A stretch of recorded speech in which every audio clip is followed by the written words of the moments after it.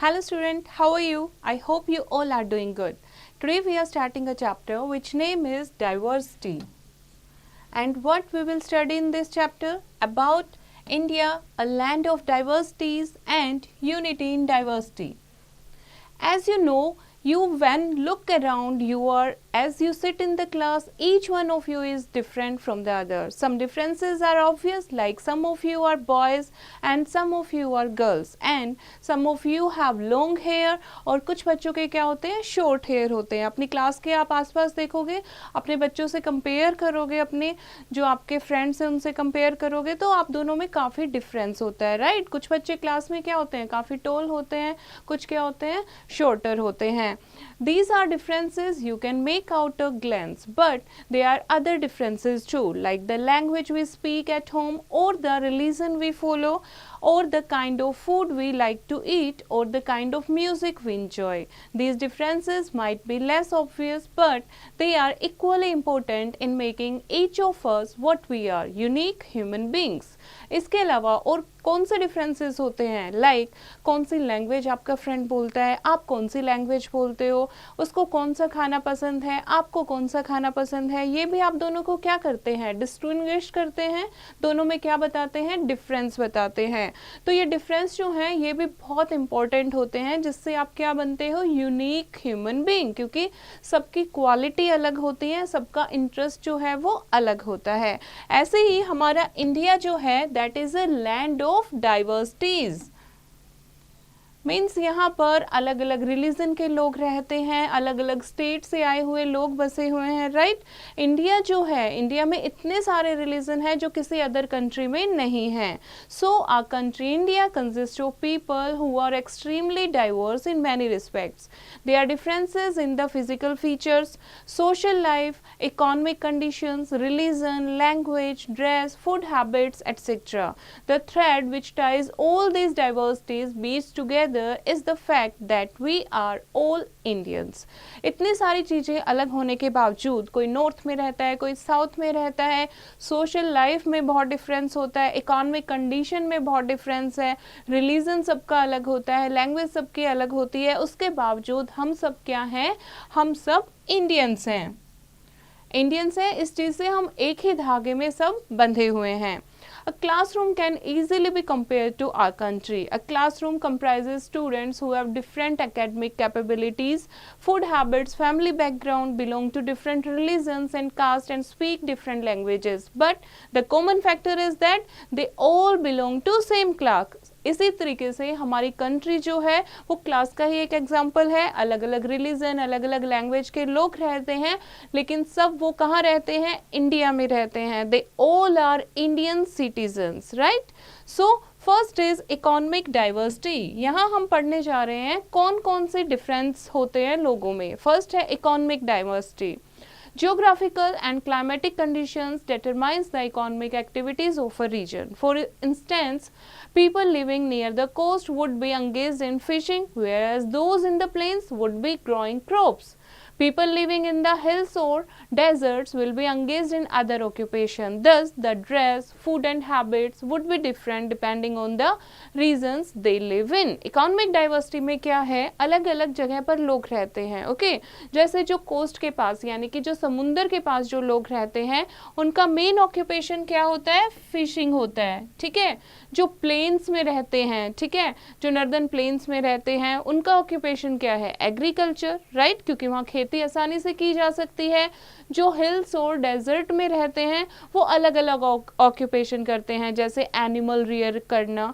तो इस तरीके से सब लोगों की ड्रेस भी अलग होती है, फूड हैबिट्स भी अलग होती है, और उनकी लाइवलीहुड, कैसे उन्हें जीना है, कैसे उनकी आजीविका चलती है, ठीक है, उनकी लाइफ कैसे चलती है, वो सारी चीज़ें क्या होती हैं, डिफरेंट होती हैं.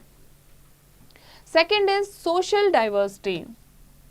सोशल डाइवर्सिटी मीन्स जो सामाजिक डिफरेंस है, सोसाइटी में रहते हैं हम सब लोग, the smallest social group is the family, और सबसे छोटा ग्रुप जो है सोसाइटी में दैट इज फैमिली। ओके, तो फैमिली में कौन कौन होते हैं? पेरेंट्स होते हैं, बच्चे होते हैं, राइट। कुछ फैमिलीज जो हैं वो न्यूक्लियर होती हैं, कुछ फैमिली जो होती हैं वो जॉइंट होती हैं, बड़ी फैमिली होती है। उसके बाद फैमिलीज से मिलकर क्या बनता है? एक विलेज बनता है, फाइन। और विलेज में जब हम सब लोग एक साथ रहते हैं तो वो क्या कहलाती है? That is called community. उसको एक कम्युनिटी कहते हैं कि सब लोग एक ही कम्युनिटी में रहते हैं। Many communities living in a region with a common government is a nation. In India, we have therefore many different communities. We have 22 major languages. They can be broadly divided into two groups. तो इस तरीके से हमारा बहुत सारी community मिलके हमारी country बनती है, हमारा देश बनता है। तो इसीलिए हम कह सकते हैं कि इंडिया में बहुत टाइप की कम्युनिटीज़ हैं। यहाँ पर क्या आ गया आपका? सोशल डाइवर्सिटी, यानी अलग अलग कम्युनिटी का कल्चर भी क्या होता है? अलग अलग होता है। तो क्या होता है? ये सोसाइटी डिफरेंस। ओके, तो इंडिया में अराउंड 22 मेजर लैंग्वेजेस बोली जाती हैं। नेक्स्ट है कल्चरल डाइवर्सिटी। कल्चरल डाइवर्सिटी क्या होता है? सबका क्या होता है? अलग अलग कल्चर होता है, अलग अलग ट्रेडिशन होता है। जैसे एक कम्युनिटी के जो लोग होते हैं उनका लिविंग स्टाइल बहुत अलग होता है, राइट, दूसरी कम्युनिटी से अगर कंपेयर करें तो।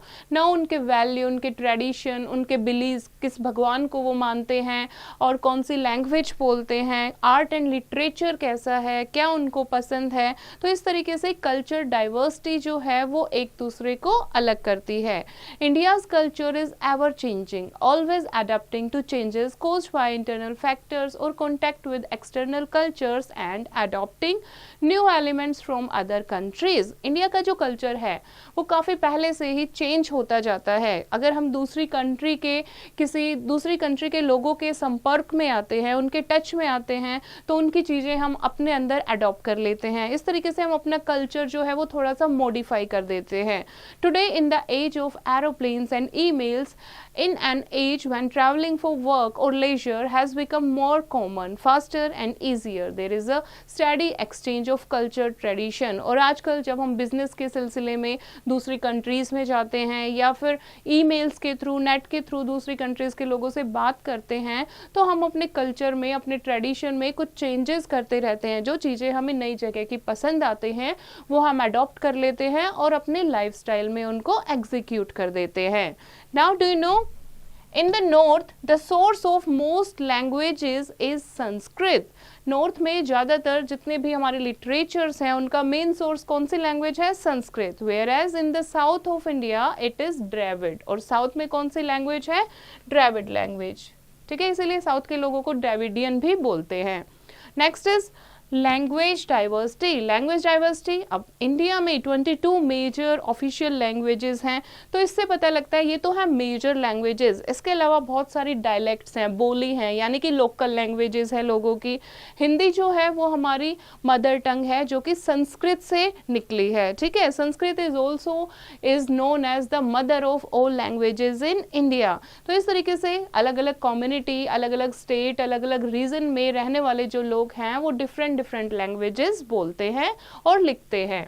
Now next is religious diversity. India में अलग अलग रिलीजन के लोग रहते हैं, जैसे कि 4 मेजर रिलीजन है, Hindu, Muslim and Sikh and Christians. Okay, तो इंडिया में हर धर्म के लोग रहते हैं।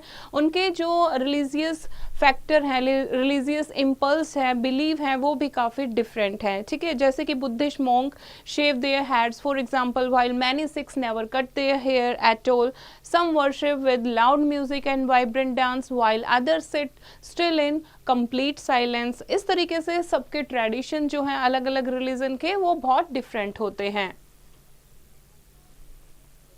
Now people have the freedom to follow any religion. The main religion today are Hinduism, Islam, Buddhism, Sikhism, Jainism, Christianity and Zoroastrianism. These are our major religions. तो India जो है वो हर एक धर्म के लिए टॉलरेबल है। ठीक है, तो यहाँ पर रहने वाले लोग जो हैं वो किसी भी रिलीजन को जो उन्हें पसंद है उसे अडॉप्ट कर सकते हैं। We go to different places to pray, but we pray to the same God. हम अलग अलग जगह पर पूजा करने जाते हैं, ठीक है।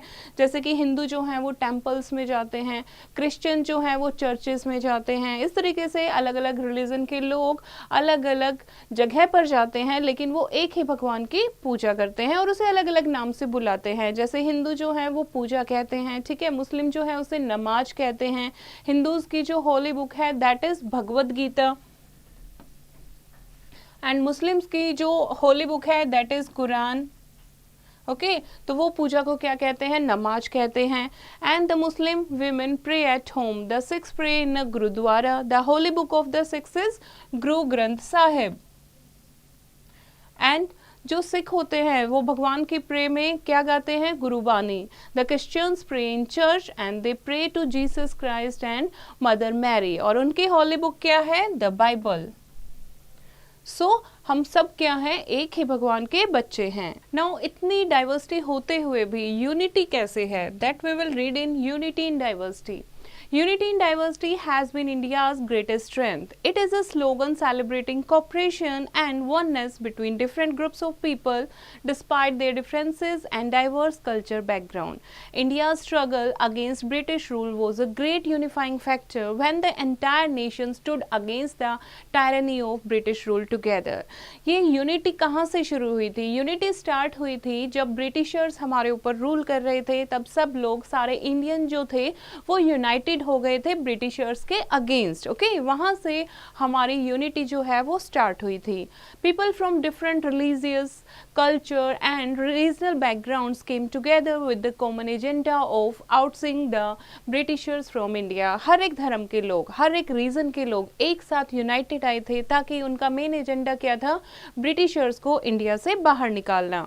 The British could not divide and rule India beyond a point and had to live in the wake of fires and sustained resistance to their rule from every section and region of India। और इसका क्या result निकला कि Britishers अपना divide and rule जो उनकी एक नीति थी, वो रूल जो था वो फॉलो ज़्यादा नहीं कर पाए और उन्हें इंडिया को छोड़ना पड़ा।